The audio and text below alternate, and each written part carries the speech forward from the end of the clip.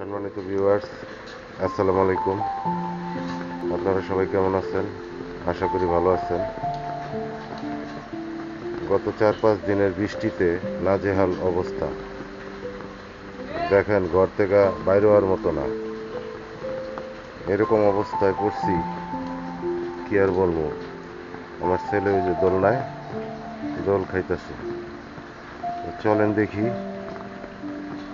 আমি কিছু চারা, কলা গাছের চারা লাগাইছিলাম, সেগুলোর কি অবস্থা।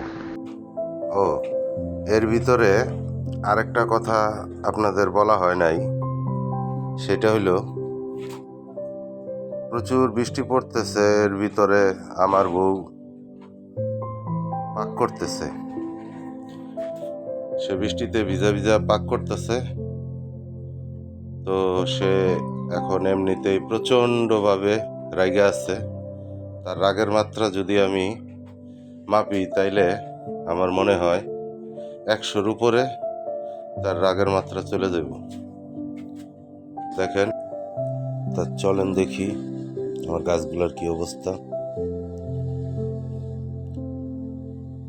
এই হলো আমার গাছগুলো।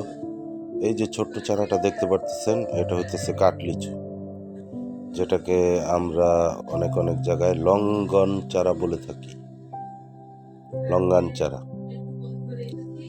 এই হলো আমার সাগর কলার চারা, কলা ধরছে, এই যে কলা। আর ওই দূরে একটা থাই জাম্বুরা চারা লাগিয়েছিলাম, দেখেন। আরেকটা জিনিস আপনাদের দেখাই আমি, এই যে এটাও হচ্ছে নেপালি সাগর কলা। এটা অলরেডি বাতি হয়ে গেছে, কয়েকদিনের ভিতরে এটা পারবো। আর ওই যে এটা কলার থোর নতুন বাইর হয়েছে। আর এগুলা চারা এই গাছের গোড়া থেকে উঠায় উঠায় এই চারাগুলা লাগাইছি।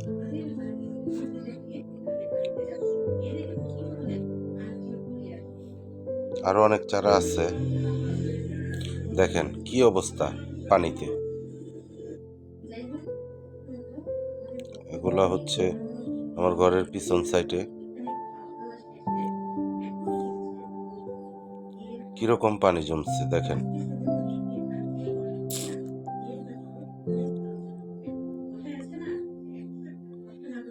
কিছু আম গাছের চারাও লাগাইছি, 6-7টার মতো রূপালী আম চারা লাগানো আছে।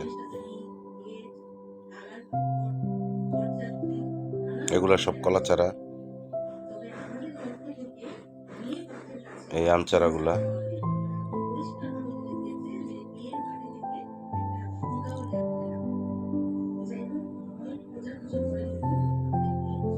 পিছনেও আছে, আপনারা দেখতে পারতেছেন কিনা জানি না। ওই যে ওইটা কলা থোর আসছে, কলা কিছুদিনের ভিতরেই ধরবো। দেখেন কি পরিমাণের পানি, জানি না কি অবস্থা হয় গাছগুলার।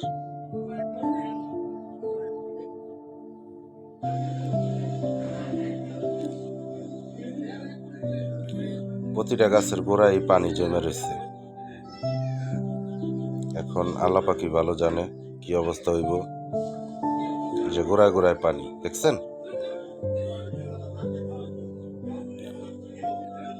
অবশ্য কলা গাছের গোড়ায় পানি জমলে তেমন ক্ষতি হয় না,